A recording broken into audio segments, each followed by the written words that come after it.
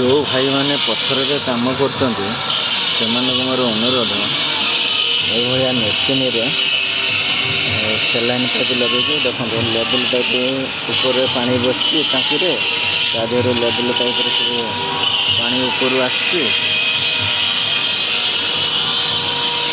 Machine ଦେହରେ saline pipe ଲଗା ହେଇକି ପାଣି ପଡ଼ୁଛି କାମରେ। କାମ ସବୁ ଏମିତି କରାହେଉଛି, ମେସିନରେ ପାଣି ପଡ଼ୁଛି, କାମ କରାହେଉଛି। ଦେଖନ୍ତୁ ମୁଁ କେମିତି କରୁଛି। ଏମିତି ଏଇଟାକୁ ଚାଲୁ କରିଦେଲେ ପାଣି ବାହାରିଲା,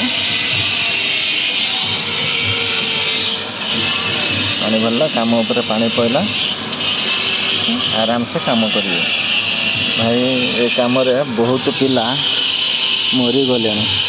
ଗୁଣ୍ଡ ଜମିକି ଲଙ୍ଗ୍ସ ଜାମ୍ ହେଇଯାଉଛି, ଯାହାଫଳରେ କାଶ ହେଉଛି, ଜ୍ୱର ହେଉଛି, ଜ୍ୱର ଛାଡ଼ିବନି।